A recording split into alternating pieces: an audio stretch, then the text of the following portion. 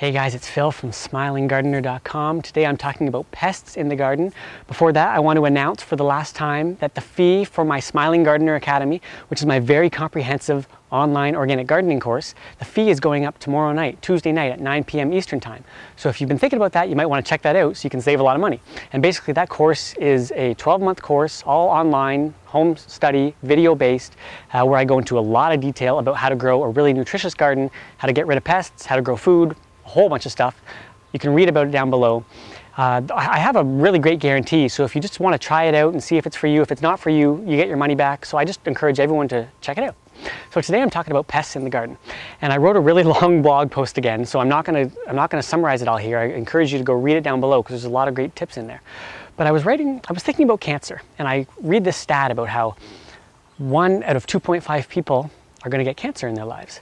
And I was thinking about how we deal with cancer in the medical community, in the medical community very similarly to how we deal with disease and pests in our gardens. And so I'm not really here to talk about cancer today. I'm here to talk about gardening because that's what I know about. But with cancer, we tend to try to cut it out through surgery, or burn it out through radiation, or poison it out through chemotherapy. And we do similar things in the garden.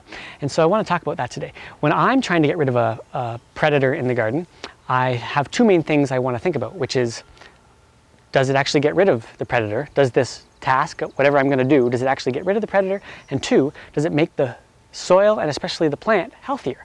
Because as I've talked about before, a plant that is optimally healthy is not going to get consumed by diseases and insects because they can't digest that. They really go in for a plant that is nutritionally stressed. That's their role in nature, is to eat those plants.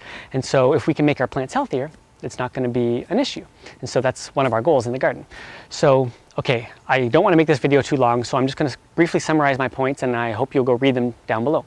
The first is pruning, which is cutting, pruning, surgery. If we do that to our plants, two questions. Does it get rid of the pest?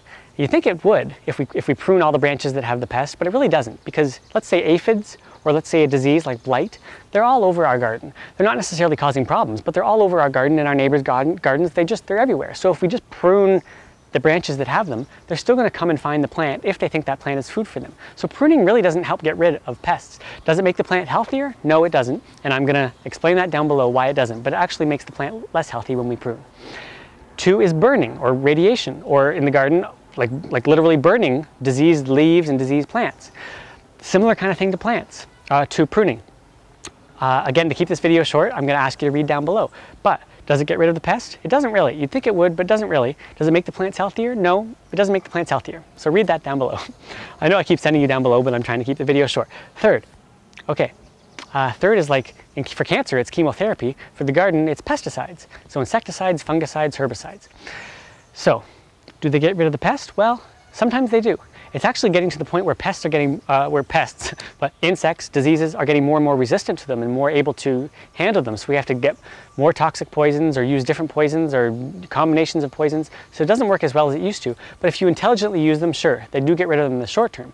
But does it make the plant healthier? The answer is no. It makes the plant actually sicker so that it invites more pests. It does this in a very interesting way, which I kind of explain a little bit down below. But long-term goal of getting rid of pests, if we're spraying pesticides, it just invites more pests. Okay, let's go to 4, the one that I use, which is creating health. Creating health, first is, does it get rid of the pests? You know, sometimes in the short term it does. If we bring in some effective microorganisms, which is a microbial inoculant, and combine that with something like some liquid seaweed, which is really great at helping plants boost their health really quickly. Sometimes if we do that once or twice or 3 times over the course of a couple of weeks, the pests will go away. Sometimes it won't, because if our plants are really sick, then they need more help than that. But it can be a short-term control. But does it make the plants healthier? Yes, absolutely. When we encourage plant health, which is what I really wrote about a couple of days ago in that blog post, and I made a short video about, so I'll point you to that. When we do that, in the long run, we get rid of pests. And so in my garden, occasionally I'm still going to have issues, but I hardly think about it anymore. And that's the goal. So creating health is the long-term goal. Now, I know some people are going to say, well, okay, I agree with you, but I have aphids. I need to get rid of aphids right now. So I've written down a couple of my favorite recipes for getting rid of insects and diseases. I've written them down below. I'm not going to share them with you right now. I just hope you go read them. And so that's pretty much what I wanted to share today. A couple of things. One is the Academy.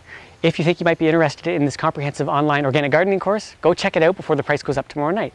Two is, just ask me your questions about pests in general, about all these things I've been writing about. I'm curious to hear your thoughts, and I'd just like to get into a conversation with you. And that's all for today. See you soon.